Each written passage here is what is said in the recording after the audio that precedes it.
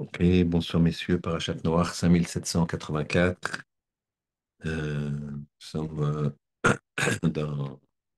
toujours dans une situation préoccupante, la guerre avec Hamas. Et espérons que ça se cantonne là. Que il protège tout le cas d'Israël, tous les soldats, chaque juif, qu'aucun juif, plus aucune goutte de sang de juif tombe. Bezrat Hashem. Cool. Alors on va parler de Noach, et on va regarder un petit peu sa personnalité. On va essayer d'appliquer un petit peu certaines choses. Et les Toldot Noach, Noach ish tzadik tamim haya bedorotav et haElokim italech Noach. Et les Toldot Noach, voici les générations de Noach. Toldot, c'est la racine. Le Lashon HaKodesh, la langue sainte, c'est une langue extraordinaire, puisque c'est la racine du monde. La langue sainte, c'est la racine du monde. Et c'est le Shoresh, c'est-à-dire c'est le Kadosh Baruch Hu, il a regardé dans la Torah, il a parlé, et donc on dit que les anges, ils parlent en hébreu, la Shona Kodesh, la langue sainte, Kadosh Baruch Hu, il est saint, et il a créé le monde. Donc il y a une notion de racine dans la notion de langue, de langage. Et donc, un enfant, ça se dit Yeled. Euh, le jour d'une fille, ça se dit Yalda. Un anniversaire, ça se dit Yom Ouledet. Le, l'endroit de la naissance, c'est Moledet, d'où je viens, le même, etc., etc. Un fœtus, ça s'appelle un Vlad. Donc ça s'appelle les Toldot. Voilà, Toldot. Toujours pareil, toujours la même racine. Et Toldot, ça veut dire les dérivés.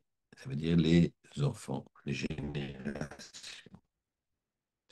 Et donc, en général, quand on dit voici les Toldot d'un homme, on devrait dire ses enfants. On devrait dire Et Shem, Et Ram, et Yafet, les trois fils de Noach. On ne dit pas ça. Noach ish tzadik tamim maya bedorotav. Noach ish tzadik tamim maya bedorotav.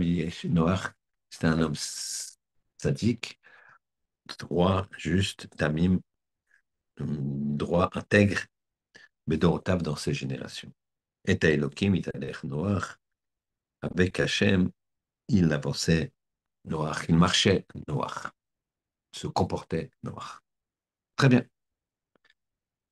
Il a lieu de se poser donc tout de suite en réponse à la question que les générations d'un homme, c'est ses actions.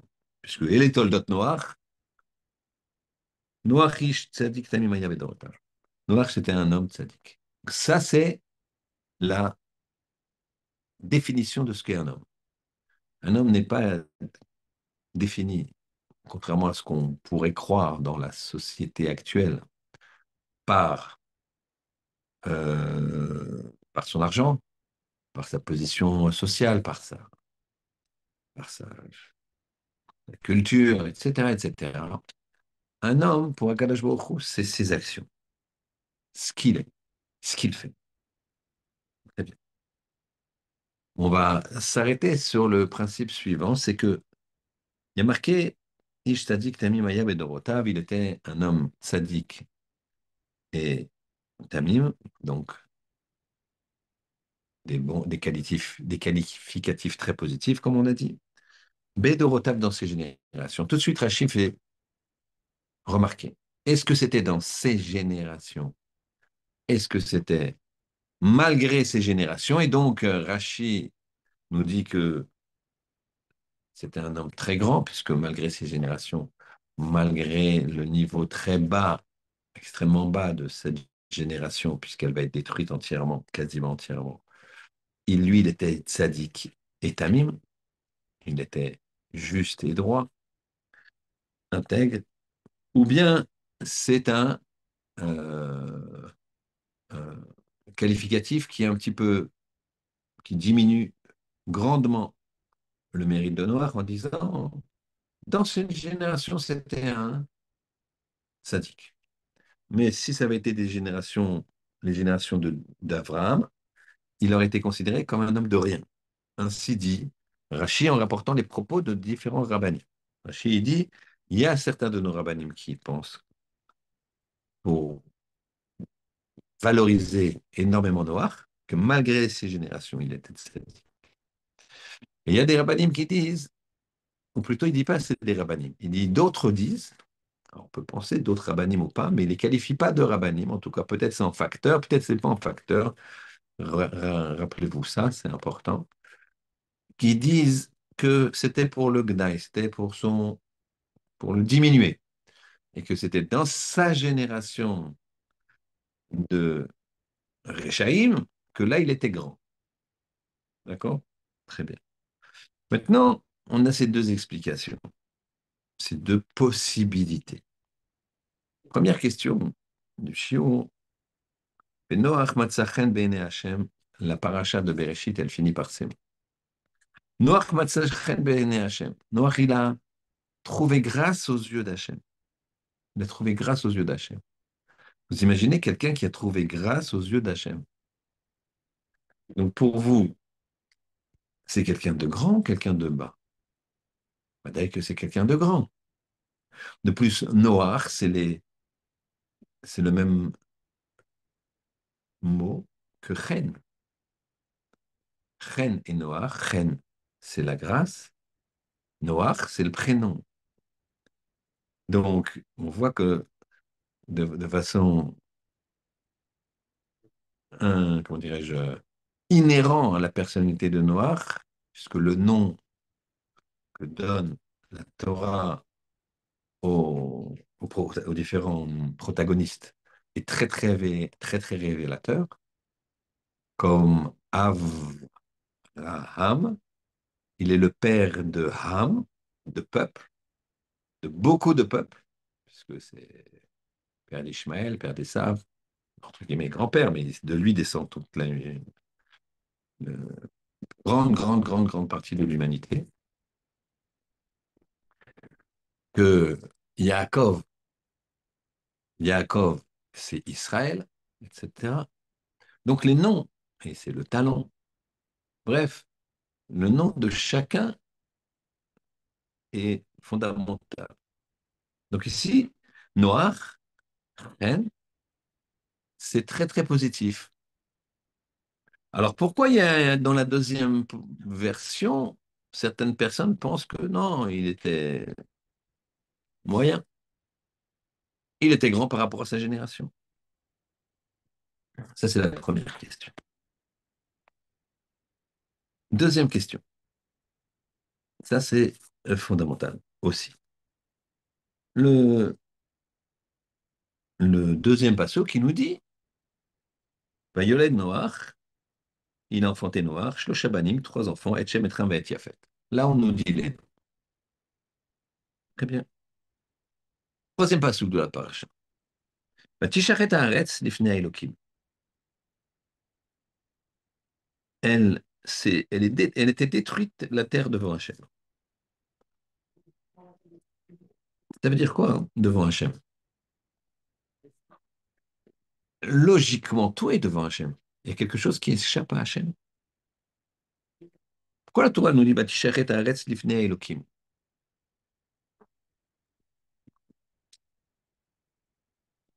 Je continue. Vatimale haaretz Hamas. Elle était remplie, la terre de Hamas. Hamas, c'est la violence.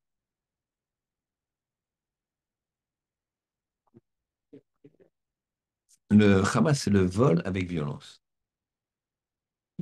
C'est c'est une notion quelque part de barbarie. Pourquoi? Parce que c'est quelqu'un qui arrive vers toi et qui t'arrache.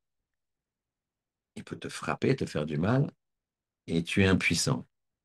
C'est une notion très, très de rapport de force extrêmement violent. Vayar Elohim, la suite des psukim, est Aretz. Hachem, il voit la terre. Veine nishrata. Et voici qu'elle est détruite. Qui ishrit kol basar. Pourquoi elle est détruite? Qui ishrit kol basar et darko. Car chaque basar, chaque chair, donc chaque être humain, ishrit a corrompu, a détruit son chemin, c'est-à-dire sa nature, à la haaretz. Très bien. Quand on regarde Rashi, ishrit kol basar, il nous dit la chose suivante. Il dit que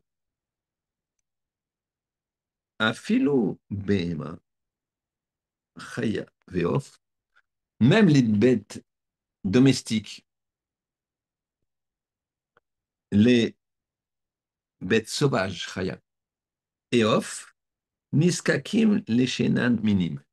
Niskakim, ils s'accouplaient avec des autres animaux qui ne sont pas de leur espèce. Dire que c'est même pas qu'un lion il allait avec un léopard, c'est que un lion il allait avec un volatile, avec un cheval, c'était ignoble. Très bien, donc c'est-à-dire que tout. Alors pourquoi Rachid, il insiste et surtout il explique ce passouk, Kol Basar, tout être vivant. Et comment ça, les lions, etc., ils ont une nature. Pourquoi leur nature, c'est pas la même? Comment ça se fait qu'un lion, il peut aller avec un animal qui n'est pas de son genre, qui n'est pas une bête sauvage? Une bête sauvage pouvait aller avec un volatile pouvait aller avec un. C'est quoi cette horreur? Et comment ils peuvent faire ça? Il y a une nature dans l'animal.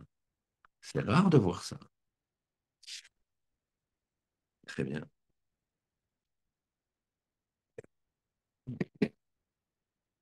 Troisième question. Pourquoi finalement le vol, c'est si grave? Ici, on ne parle pas de meurtre, on parle de vol. On parle de vol violent. Pourquoi c'est si grave? Qu'est-ce qui se passe ici? Et quatrième question. On va voir que il y a, la Torah va nous expliciter qu'il a plu pendant 40 jours.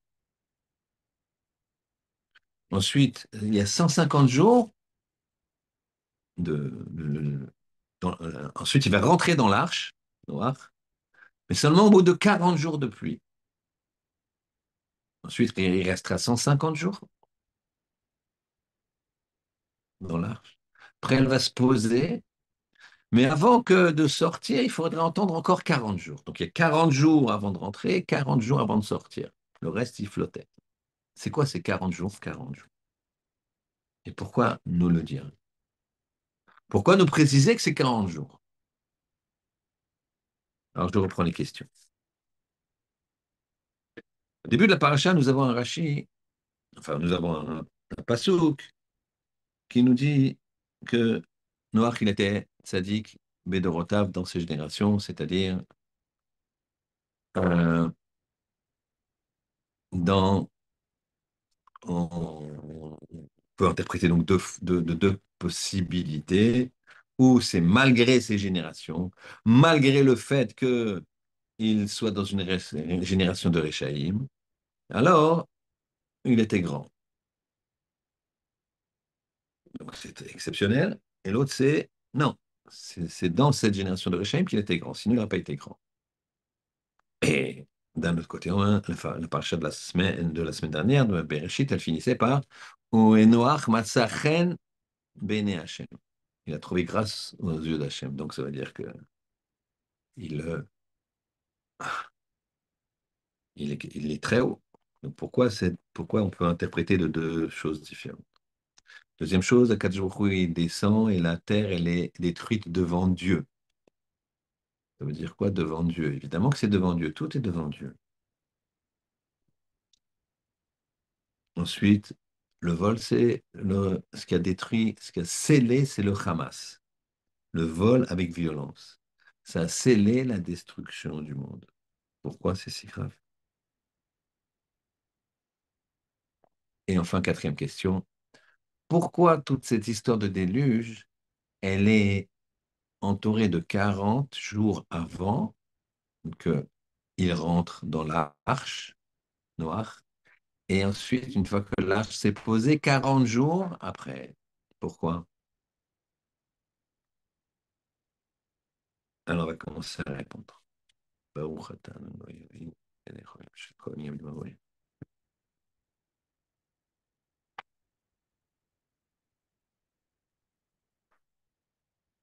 Il faut savoir que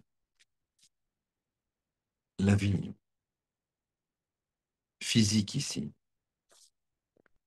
elle provoque chaque geste, chaque pensée, crée une projection dans la vie métaphysique. Un geste, une pensée, une action, c'est pas efficace.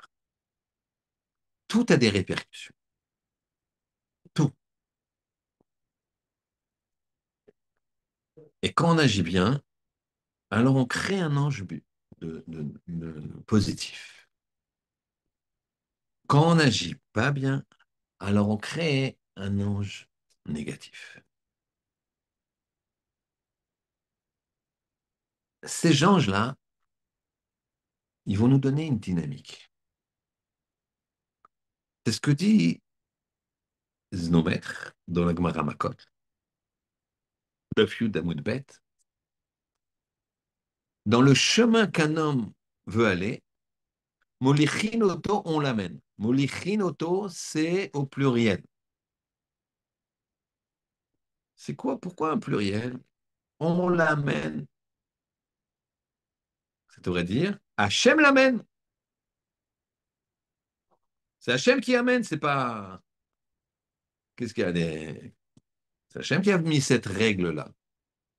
Tu veux aller, tu as le libre arbitre. Tu veux faire du mal, tu as le libre arbitre. D'ailleurs, la Gemara là-bas, hein, elle nous dit, elle prend l'exemple de Bilam. Bilam, c'est que Hachem nous prête vie, c'est loin, c'est Parashat Bamidbar, dans le livre Bamidbar, Parashat Balak. La Bilam, c'est quoi? C'est un prophète euh, des nations, non-juifs, qui a un don de prophétie que Hachem lui a donné encore plus grand que Moshe, mais qui va s'en servir pour le mal. Il va être complètement dépravé, etc. Et donc Balak, le roi de Moab, comprend que la force des béné Israël, c'est dans la parole. C'est dans la parole, Rabotai, c'est-à-dire que j'ouvre une parenthèse sans en être une, que nous, notre combat, c'est de la parole. Il y en a qui combattent avec des armes, et il en faut. Il y en a qui combattent avec un support matériel, et il en faut.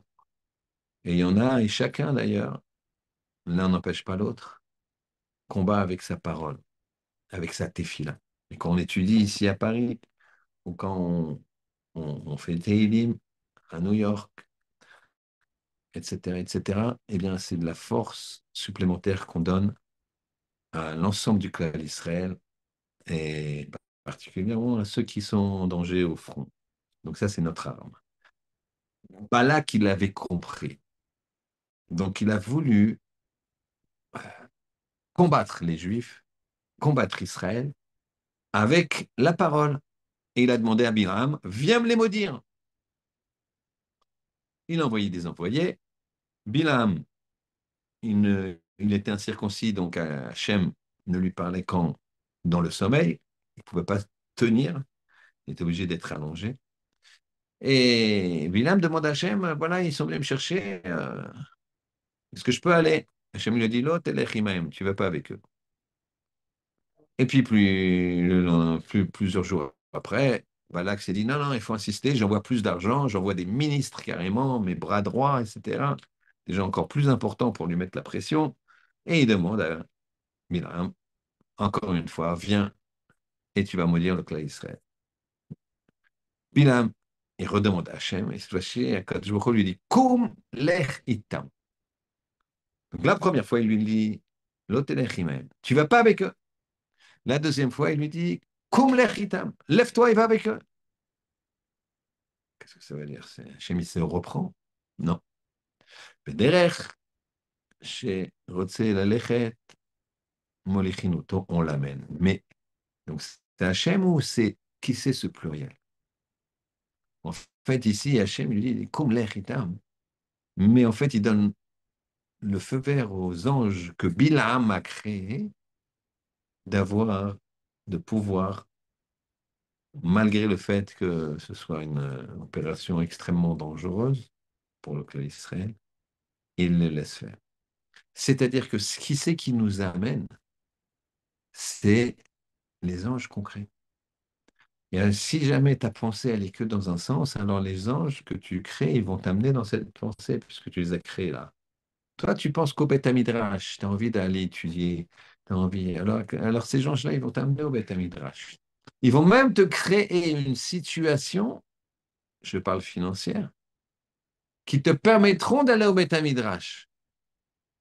Ils vont te créer une situation qui te permettront d'aller au Beth Midrash. Ça, c'est quelque chose il faut comprendre ça.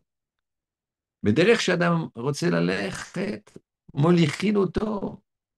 Parce que si tu veux y aller, tu veux juste, tu dors comme ça ne marchera pas. Mais si tu fais tout pour.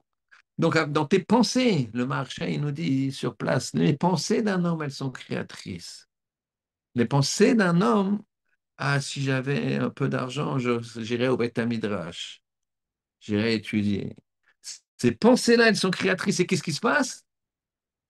C'est des anges qui vont faire en sorte qu'il va trouver de l'argent facilement.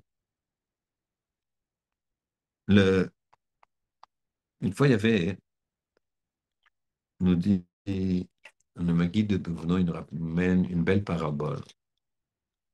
Il nous dit que il y avait un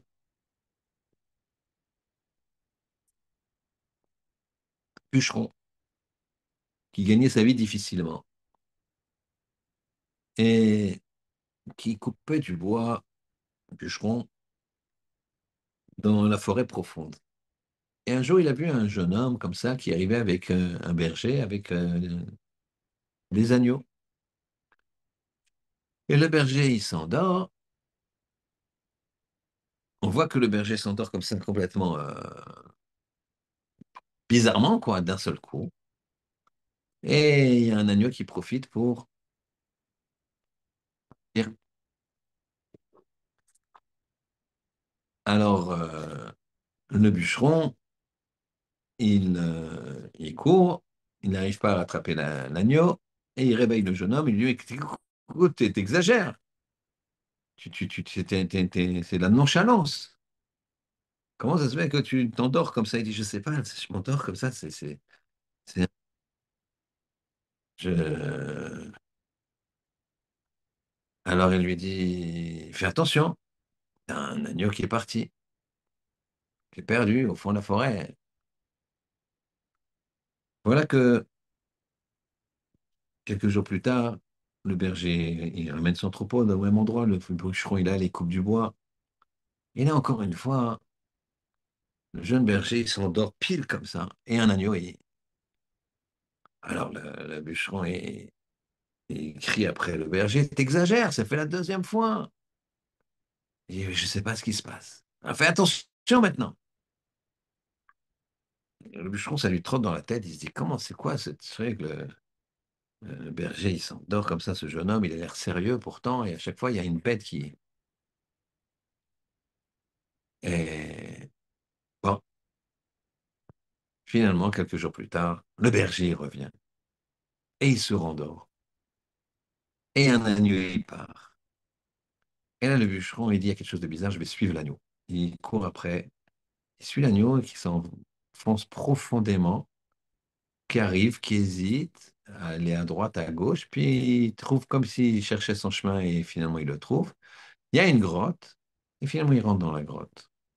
Bon, le bûcheron, c'est une grotte profonde comme ça, noire. Il suit, Et là, il entend un rugissement. Il a peur. Et il voit dans l'ombre un énorme ours. Mais il voit que l'ours, il lui manque une jambe. Il lui manque une jambe. Donc il se recule, le bûcheron, et il prend sa hache et il voit qu'il craint rien puisqu'il lui manque une jambe. Il ne peut pas marcher. Il ne peut pas avancer. Il se traîne, quoi. Donc on peut très vite être hors de portée. Donc. Et il voit la carcasse de ces agneaux. Et donc il comprend. Il se dit, Akadosh Baruch Hu, il fait que le jeune berger il s'endort. Et les agneaux, un agneau, un seul s'en va. Il va directement dans cette grotte et il donne à manger. Kadosh Baruch Hu, il pourvoit à toute créature, même un ours comme ça qui est infirme. C'est ce que dit la Gemara et la Mishnah à la fin de la Maseret Kiddushin, que qu'est-ce qu'on doit apprendre à son enfant? Le mieux, c'est la Torah. Pourquoi? Parce que c'est pas le métier qui fait la richesse. C'est si tu penses que tu as la émouna que ça tombe tout seul, tu as le bitachon que ça tombe tout seul, ça tombe tout seul. Et là-bas, la Mishnah, elle dit, est-ce que tu as déjà vu un oiseau qui avait un métier, un lion qui avait un métier? Si à Paris, il y a beaucoup de pigeons, est-ce que les pigeons, ils ont du mal à se nourrir? Pas du tout. Quand tu les trouves morts, c'est qu'ils ont été écrasés, mais tu les vois pas mourir de faim. Alors ce bûcheron, qu'est-ce qu'il fait? Il se dit, moi, je vais plus arrêter de couper du bois et je vais étudier la Torah. Et advienne que pour. Et le Maguide de Douvno nous raconte cette histoire et précise que donc il avait un âne sur lequel il transportait ses morceaux de bois. Et donc cet âne ne servait plus. Un jour, deux personnes frappent à la porte, sa porte, et lui dit tu peux nous vendre ton âne ou nous le louer? Oui, c'était le louer. Lui, il dit oui, d'accord, combien? Il décide d'un prix. Il dit d'accord, on te le ramène dans 2 jours et on te payera. Bon, lui, il fait confiance. Il part. Ces deux hommes, c'était des bandits qui avaient nullement l'intention de lui rendre son âne. Et en fait, c'était des bandits qui voulaient partir à la retraite. Ils avaient, entre guillemets, ils avaient fait plusieurs larcins très importants et ils se sont dit, voilà, ça y est, on arrête. Et donc, voilà qu'ils vont prennent l'âne. Ils avaient besoin de l'âne pour transporter leur fortune. Et voilà qu'ils devaient traverser faire une longue distance. Et ils n'avaient pas envie de rentrer dans les villes avec leur argent. Donc, ils ont été dans la clairière là-bas, ils ont caché leur trésor, et puis il y en a un qui a dit à l'autre, regarde, va dans la ville, achète de la nourriture, et comme ça, on va pouvoir partir en chemin très loin, sans avoir à attirer les soupçons, d'aller d'une ville à l'autre, et une fois arrivé bon port, ça, personne ne nous connaîtra et tout ira bien. Celui qui part pour acheter la nourriture, en chemin, il se dit, c'est quand même dommage de partager. Qu'est-ce que je peux faire? Finalement, il va dans un magasin spécialisé, il lui dit, voilà, j'ai des bêtes sauvages, vous n'avez pas un poison très fort que je peux mettre dans une nourriture? Il dit, oui, oui, on a un poison très très fort, attention, hein, c'est dangereux. Il achète ce poison et il décide d'empoisonner son copain. Voilà que pendant ce temps-là, l'autre, il se dit, c'est dommage que de partager. Alors, qu'est-ce que je vais faire? L'endroit où ils étaient, où ils campaient, il cherche un endroit comme ça, il prend ce qu'il faut pour creuser un trou, il creuse un trou le plus profond possible, il met des cailloux, comment dirais-je, coupants comme ça, et puis il se dit, il va tomber, je le pousse, Je vais recouvrir la chose, je le pousse, il va se blesser, et puis je le recouvre de terre, il va mourir. Je lui jette des pierres et je le recouvre de terre. Chacun, il a le même. Et voilà que quand arrive celui de la ville, et ouais, je vais te préparer un bon repas, j'ai acheté des bonnes choses et tout, laisse-moi un quart d'heure, je te prépare un bon repas. Il lui prépare le repas, et l'autre, il lui dit, ah, il est très très beau ce repas. Et il lui dit comme ça, regarde, c'est mieux si on, on va le manger dans un autre endroit là. J'ai découvert un endroit très sympathique, beaucoup plus sympathique, avec des arbres. Et il l'amène évidemment dans le piège. Il le pousse, il meurt, et maintenant lui, il est content. Il va s'asseoir, il dit, bon, ben, maintenant j'ai toute la nourriture, elle est pour moi. Et ce qu'il m'a préparé, mon ami, au moins, ça sera pas à la poubelle. Il mange, et dès qu'il a commencé à manger, il a des crampes, des douleurs, il n'arrive plus à parler, il meurt. Finalement, là, il commence à avoir faim. Il y a tous les trésors dans ses sacoches. Qu'est-ce qu'il fait? Il retourne à la maison de son maître. Le bûcheron, il voit, il entend hennir son âne.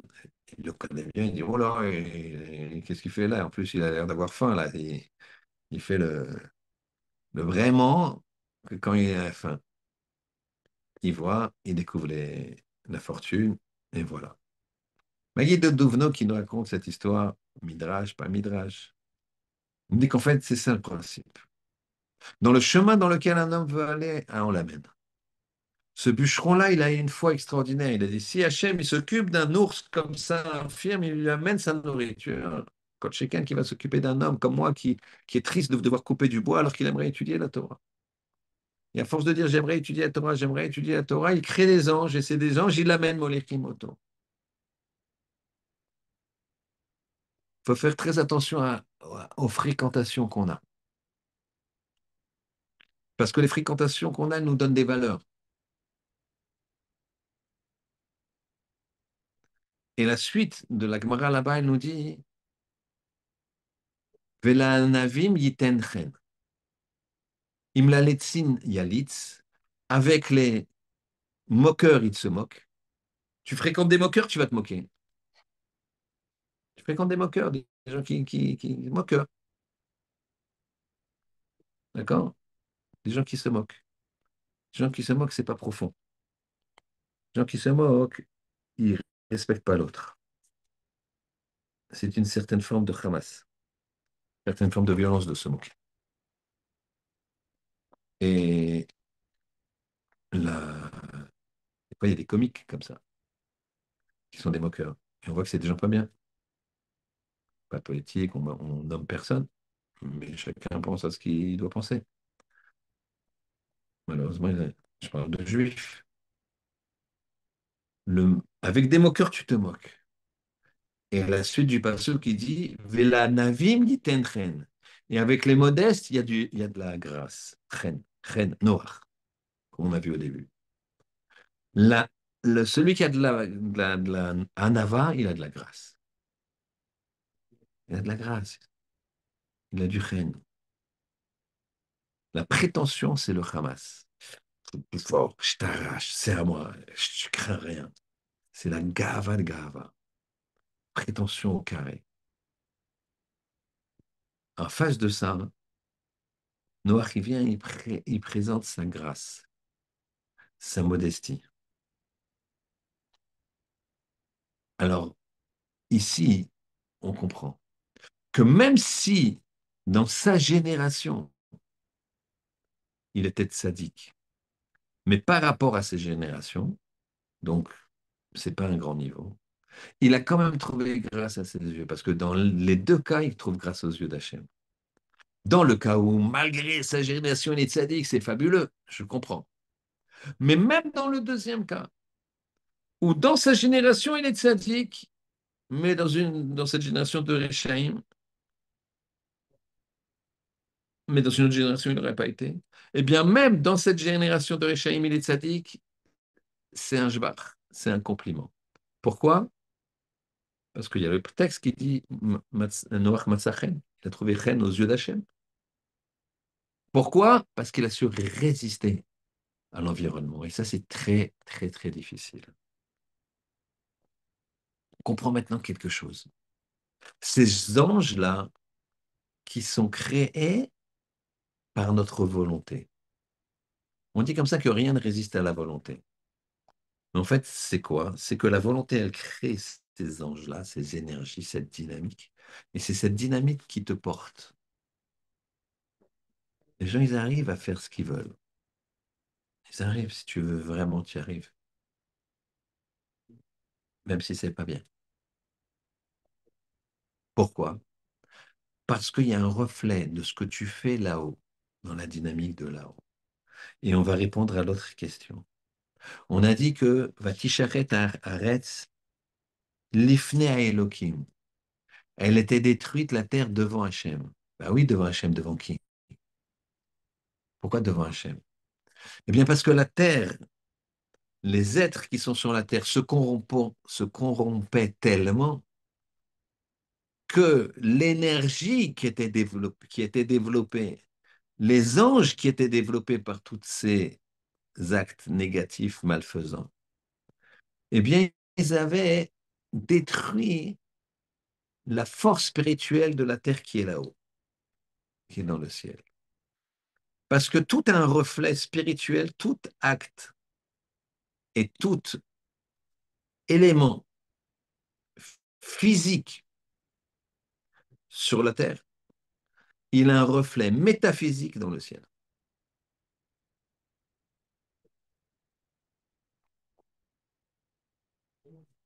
Et donc Hachem va ticheret haaretz livnei Elohim. La terre qui était devant Hachem, pas celle-là encore, pas encore, mais celle qui était devant Hachem, sa dynamique spirituelle était détruite. Va timale haaretz Hamas. Et puisqu'elle est détruite à cause des actions des hommes, alors il n'y a plus de règles. C'est le Hamas. C'est la violence. Il n'y a plus. C'est l'anarchie. Vayar Elohim et Haaretz. Hachem, il a vu la terre. Ve'ineni elle s'est détruite. Et elle s'est détruite pourquoi? Parce qu'une fois qu'il y a la violence, il y a la destruction physique des mœurs.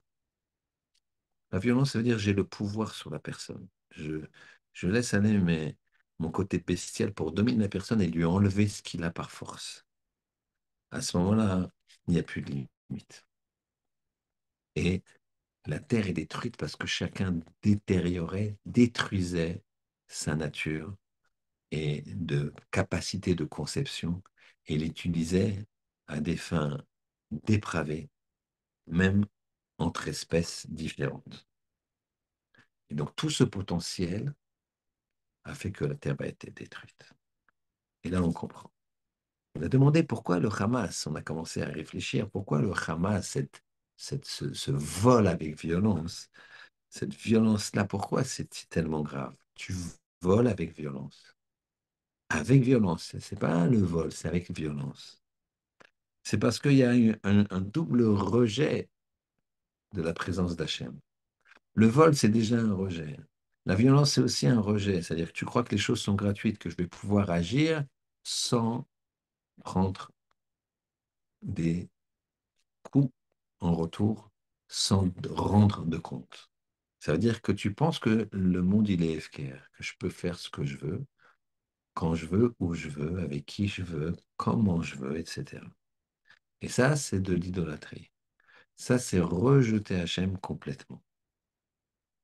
Quand une personne, elle est un ave, quand elle a un ava, alors au contraire, elle se rend compte qu'Hachem, il envoie tout. Elle se rend compte que lui, il est rien. Alors, qu'Hachem, il a donné beaucoup de cadeaux. Les yeux qui voient, les mains qui bougent, etc. Alors, il est dans une toute autre dynamique. Il n'y a plus de violence. Le Ramban, il dit la chose suivante, et une hiérarchie, on va dire plutôt une évolution.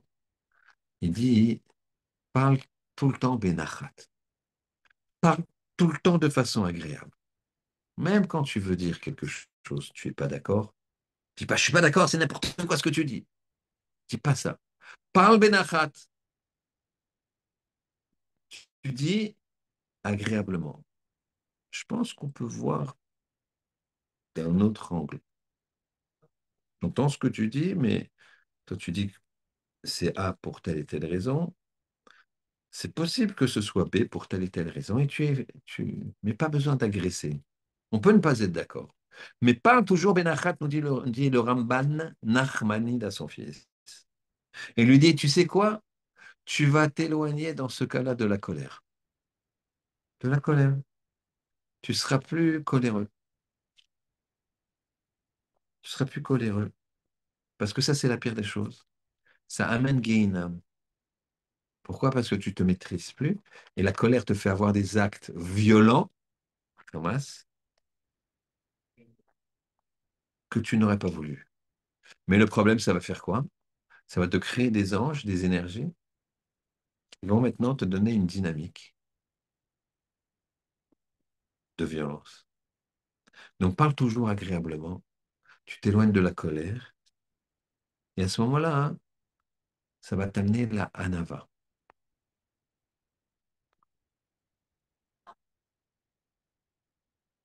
la modestie. La modestie. Et la modestie, elle te donnera la crainte. Parce que quand tu es modeste, alors tu te mets en retrait. Tu laisses la place à autre chose. Et donc la place, tu regardes qui c'est qui prend la place, c'est Hachem. Donc tu laisses la place pour Hachem. Si c'est toi qui es devant, il n'y a pas de place pour personne, ni pour Hachem, ni pour l'autre, etc. Et la suite, nous dit le Ramban à son fils, tu seras heureux, tu seras saméach, la simra. Parle doucement, avec nachat, agréablement, ça t'éloigne de la colère, ça te donne la nava, qui te donne la yira, alors que ça te donne la modestie, qui te donne la yira, la crainte, qui te donne la simra, la simra. Hachem Tsebakot. Hachem, c'est lui le Dieu des armées. C'est lui qui fait la guerre. Ashre Adam Boté Arbach. Heureux l'homme, Boté Arbach, qui a confiance en lui, qui met sa confiance en Hachem. Tu veux être heureux, mets ta confiance en Hachem. C'est Hachem qui veut. Tu as une solution que tu imagines difficile. Pour toi, elle est difficile. Problème de Shalom Bayit, problème de ceci, problème de cela, problème de Parnassa. Difficile de trouver un travail ou tu as trouvé un travail, mais ton patron il est comme c'est. C'est Hachem qui veut ça. Il t'a mis dans une situation pas pour te couler. Et même si ça arrive, tac, tac, tac, tac, tac, tu coches les trucs, ça va pas, ça va pas, ça va pas, ça va pas. Une fois, quelqu'un qui m'a dit, je faisais un cours sur la simcha comme ça. Et monsieur, à la fin du shiur, on me rappelle, c'était un Shabbat comme ça, et il me voit, monsieur, comme ça, bien costaud. Il dit, ce que vous dites, si quelqu'un il n'a pas de problème, moi j'ai plein de problèmes. Et comme ça, il commence à me dire ses problèmes. Voilà, je suis en train de divorcer. Ma femme, elle a monté, je me rappelle, il m'avait dit qu'il avait deux filles.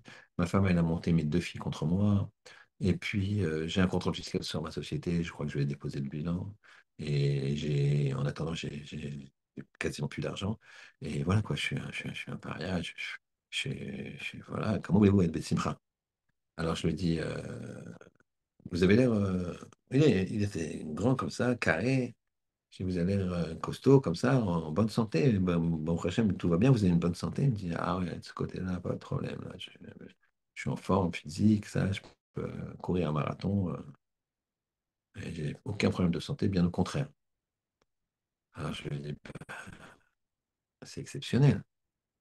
Et puis, et je ne l'ai pas laissé finir. Je lui ai dit, bon, si vous voulez, regardez, c'est Shabbat, demain ou ce soir, samedi soir en général, c'est bien plein. On va aux urgences à Garches.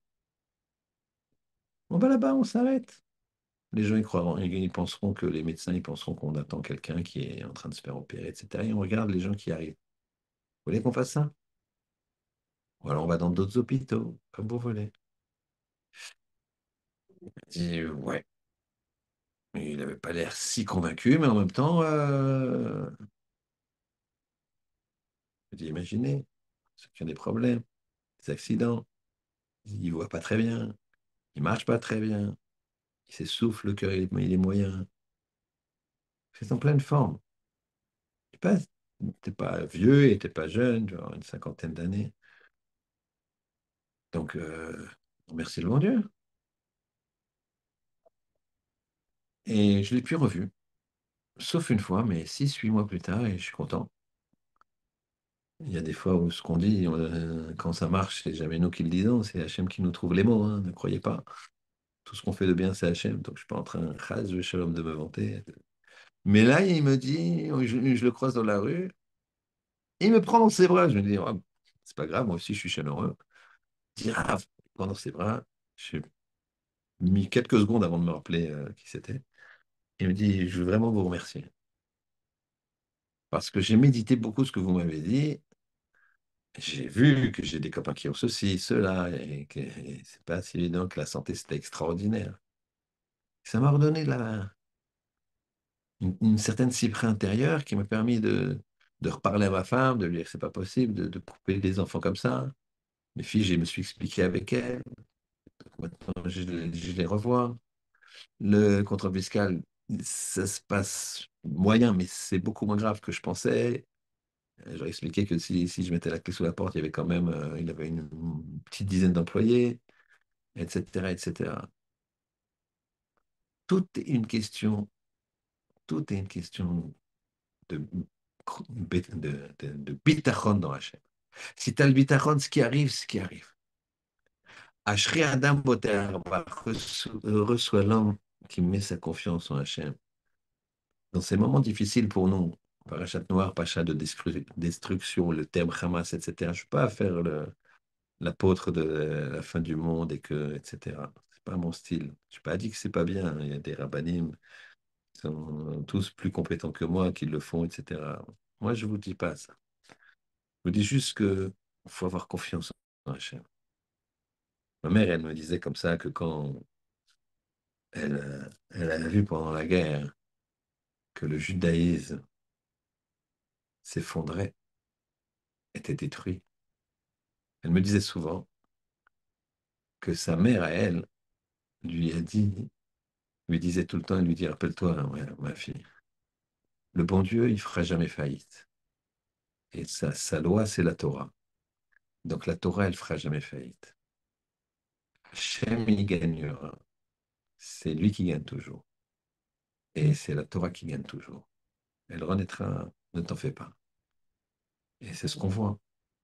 Le peuple, le clan d'Israël a toujours eu des moments comme ça de, il y a des hauts, ça tourne. Mais en même temps, hein, on se renforce. L'épreuve, il n'y a rien à faire, mais l'épreuve, elle stimule. Quand il n'y a pas l'épreuve, on s'endort. Il ne faut pas souhaiter l'épreuve. L'épreuve nous dit nos maîtres que l'homme, il a une épreuve, c'est de gagner sa vie à la sueur de son front. Waouh. On doit tous. Alors, je sais quoi l'histoire du bûcheron? Le bûcheron, ça y est, il est milliardaire maintenant, il est riche. Oui, mais il a gagné sa vie en se cassant la tête en étudiant la Torah. C'est pas facile de rester assis et d'étudier la Torah des heures. Et donc, c'est comme ça qu'il est. Dans tous les cas, tu dois bosser. L'homme, il est fait pour l'Amal Yulad. Adam l'Amal Yulad. Un homme, il est fait pour Amal, avoir des difficultés. Difficultés, ça veut dire s'investir, travailler. Si tu ne travailles pas dans un sens, tu travailleras dans l'autre. Mais si tu travailles dans le bon sens, dans la part d'un sens, ça sera plus facile. On avait dit 40 jours et 40 minutes. 40 jours au début, 40 jours à la fin. D'où viennent ces 40 jours à Bretagne? Il y a un côté très, très intéressant. Vous avez 40 jours de pluie, déluge. Ensuite, 150 jours dans l'arche. Et ensuite, une fois que l'arche va être stabilisée, 40 jours avant de sortir. C'est quoi ça? Donc, chiffre 40, 15 fois 10, 40. Eh bien, 40, c'est le chiffre qui fait que la goutte, lors de la conception d'un homme, d'une femme, d'un enfant, passe d'un liquide à, une situation où il y a un embryon. 40 jours, c'est une étape fondamentale. 40 jours, 40 jours, c'est une naissance. Moshe Rabbeinu est monté 40 jours, 3 fois 40 jours. Il est monté par des cycles de 40 jours. Pas une fois 120 jours. Il aurait pu monter 120 jours. Il est monté 3 fois 40 jours. À chaque fois 40 jours, c'est un niveau. Il décompresse et il remonte encore plus haut. C'est un niveau. Il décompresse et il remonte encore plus haut. 40 jours, c'est à chaque fois une naissance, un objectif. Une naissance, un objectif. Il faut se purifier à chaque fois. Et après, c'est un autre palier. Entre les deux, il y a 150 jours dans la marche. 150 jours, 150 jours, le, 150 jours, c'est 15 fois 10. Il y a 15 étapes de progression. J'ai vu ça une fois. Dans la tchouva, il y a 15 étapes. Dans le fait d'aller de la terre au Kisei Hakavod, il y a 15 étapes. La bracha de Arotse Bitshuva dans la Hamida, elle comporte 15 mots. Dans Yishtabach, les louanges qu'on fait à Hachem, ils comportent 15 mots. Dans Emet, Veyatsi, Venachon, Lekayem, Yashar, Venayim, Venoram, Kobal, Kobal, Tov, Vefe, etc., il y a 15 mots. Vérifiez avec votre sidour, que ce soit Ashkenaz ou Sfarad. C'est quoi ces 15? C'est 15 étapes. Il y a 7 cieux, et chaque cieux, il a un espace. Donc de la terre au septième ciel, il y a 7 fois 2, 14 espaces. Et au-dessus, il y a ce qu'on appelle Chayat HaKodesh, les, des anges énormes. C'est 15, donc ça fait un espace supplémentaire. Ça, ça, c'est une évolution de la Terre jusqu'à l'endroit le plus haut où un homme peut se tenir. C'est 15. En fait, ici, c'est l'histoire de la conception d'un homme. Un homme, il vient dans ce monde avec le chiffre 40. Il a besoin de monter ces 15 espaces, de progresser. Et ensuite, il va basculer dans le monde à venir avec un chiffre 40, avec une autre façon de se créer. Sa vie à lui, si elle est faite de Kiddush Hashem, eh bien, de sanctification du nom de Dieu, c'est-à-dire qu'il est un exemple. Quand on pense à lui, on pense à se rapprocher d'Hachem. C'est ça Kiddush Hashem. Alors, il a atteint sa 15e étape. Il y a des gens que ça soit en relation avec les événements actuels, que quand ils meurent à Kiddush Hashem, eh bien, ils vont très haut. Quand ils meurent à Kiddush Hashem, ils ont fait Kiddush Hashem. Et donc, quand on pense à eux, on se rapproche d'Hachem. Mais sérieux, on se dit, chaque personne tuée parce qu'il est juif, même si cette personne ne fait pas de mitzvah, même si cette personne elle est loin, comme tu veux, on n'a pas à juger. Et puisqu'il est mort à Kiddush Hashem, alors les 15 étapes, il les a franchies. Par sa mort. Par sa mort. Ici, c'est ça que veut nous dire. C'est 40 jours, 150 jours, 15 fois 10 et encore 40 jours. On est dans cette vie pour évoluer. On est dans cette vie pour évoluer. Et donc, on évoluera qu'en faisant mitzvot après mitzvot, mitzvot après mitzvot. Et le vol, il nous bloque. Le vol, il bloque, parce qu'il change la trajectoire. C'est pas juste le vol. Il faut une personne, mais on peut toujours faire tes choix. L'histoire qui a eu lieu aux États-Unis, hein. C'est une personne qui vendait, hein, aux États-Unis, il y a des gens qui font des fortunes avec des choses qui paraissent comme une fois, j'ai un garçon à qui je donnais chiour qui vendait des montres aux États-Unis, enfin, de luxe. Et une fois, il y avait une montre très, très, très spéciale, fait tout à la main, un truc, un code de collectionneur, 950 000 dollars, la montre. Bon, il m'a raconté que le gars, il appelle, tout ça, ils font un deal, et après, il lui demande, il lui dit de venir avec un chèque de banque ou de faire un virement. Le gars, il dit, je viens avec un chèque de banque. Très bien. Et il s'attendait, il se disait, un collectionneur, etc. Il a vu quelqu'un arriver avec un énorme, il avait des bureaux comme ça. Une fois, j'étais avec lui à Miami, j'étais chez lui dans ses bureaux, il avait des bureaux comme ça.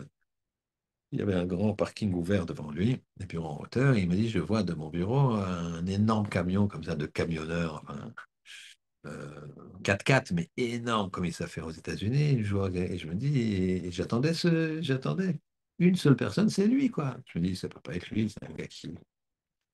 Et effectivement, c'était la personne en question qui descendait comme ça avec un chapeau de Texan, enfin, comment dirais-je, en tongs, qui conduisait un énorme truc en tongs. Et il lui a demandé qu'est-ce qu'il fait. Il lui a dit, qu'est-ce qu'il fait dans la vie? Il fait des assiettes en plastique, un seul modèle. Assiette en plastique blanche, là, que on a sur la table, là. Et, mais comme c'est les États-Unis, bah, il était très, très riche, puisque c'était une grande échelle. Et voilà que là, l'histoire dont on raconte, c'est quelqu'un qui faisait des sacs à sandwich. Vous savez, on prend le sandwich, on le met dedans, tac, tac, tac, ou les croissants, là. Et donc, il vendait, en gros, évidemment, par paquet de 100, si ma mémoire est bonne. Et évidemment, personne ne les compte. Ils sont bien, c'est comme si on dit papier, un papier sopalin. Et on dit il y a 400 feuilles. Tu ne veux pas les compter, les feuilles. À chaque fois que tu en arraches une, tu les comptes. Bref. Et il s'est poussé par l'appât du gain, il s'est dit je vais en faire 95. Il a fait 95, il a vu pendant quelques mois que ça marchait, il a fait 90. Il a vu pendant quelques mois que ça marchait, il a encore diminué. Jusqu'à diminuer 80. 80. Et à un moment, il a eu un remords. Il a fait ça plusieurs mois, un an ou 2 ans. Il a eu un remords. Il était voir son rave. Oui, c'était quelqu'un qui avait un rave. Il faut faire attention. Les actions, rappelez-vous, elles créent des anges qui vous donnent la dynamique.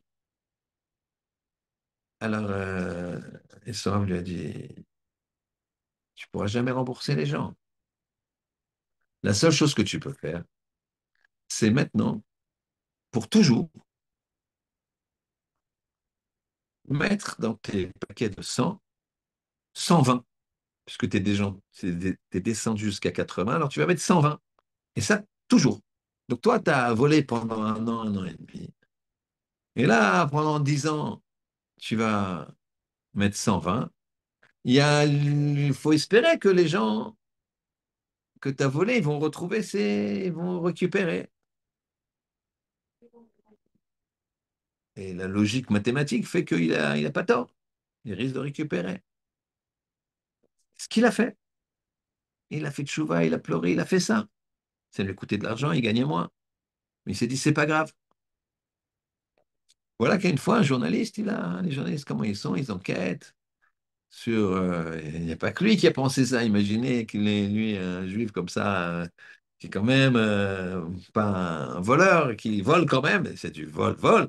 Alors les gens qui cherchent à arnaquer, ils s'en donnent à cœur joint.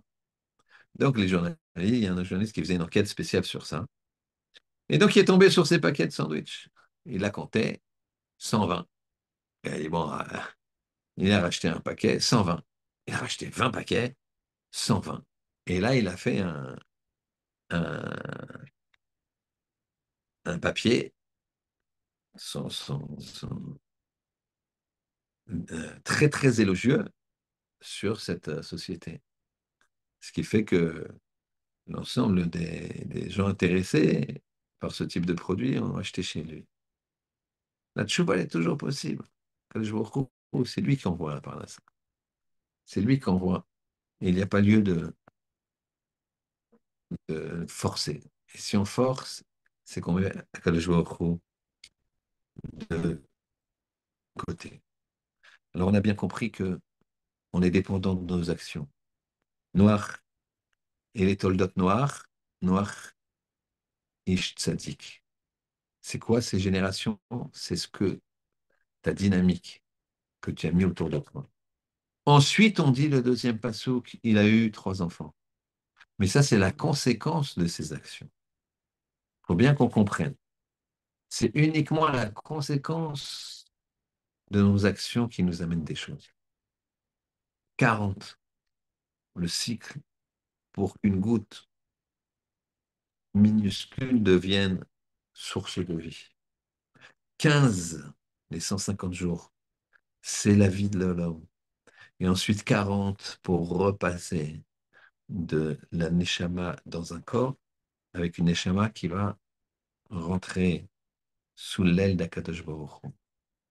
Qu'Hachem fasse qu'on comprenne que la volonté d'Akadosh Baruch Hu, c'est que petites actions avec petites actions et petites actions, ça nous amène encore un ange et toute cette énergie métaphysique qui est là-haut, la terre qui est là-haut, qu'on la consolide, qu'on lui enlève cette violence, ce Hamas, cette projection de Hamas, qu'on lui enlève cette projection de destruction quand les mœurs sont pas bons, qu'on lui enlève qu'on lui donne de la spiritualité très très forte et que cette terre-là, elle soit pleine de Kedusha. Que, à contrario de ce qui se passe dans la paracha, que Hachem, il voit, hein, Vatishachet haaretz lifnei Hachem, lifnei Elohim, elle était détruite devant Hachem. Là où Akadosh Baruch Hu, il regarde et il voit la terre, la projection de la terre qui est là, hein, et qui est ici, la projection de cette terre matérielle qui est ici en métaphysique. Hachem, il a vu, elle est détruite, elle n'existe plus. Et donc celle-là, son potentiel, il n'existe plus non plus. Pourquoi? C'est nos actions. Hachem, il fasse que le clan Israël soit protégé par nos actions, par le fait qu'on va s'investir pour progresser, par le fait qu'on va s'investir pour le bien du clan Israël, le bien de nos familles, car c'est de ça que dépend la réussite du clan Israël. C'est de ça que dépend notre propre réussite. C'est de ça que dépend la simcha. Un homme, il a une neshama. La neshama, il a envie de se rapprocher d'Hachem. Et quand la neshama est loin d'Hachem, alors c'est la déprime. Les gens déprimés, c'est rarement, très, très, très rarement, j'en ai quasiment jamais vu, des gens qui sont oved d'Hachem, des gens qui essayent de se rapprocher d'Hachem. Quand on essaie de se rapprocher d'Hachem, quand on met de la hanava en nous, alors il y a le chêne, il y a la graisse qui vient.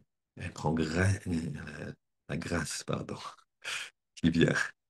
La graisse, non, la grâce. C'est le repas apprécié qui est ici, qui m'a fait bifurquer la langue. La grâce et la joie.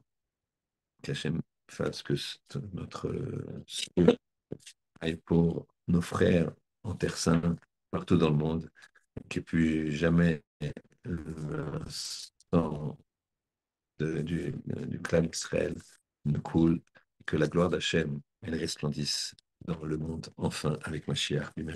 Amen. Shabbat Shalom.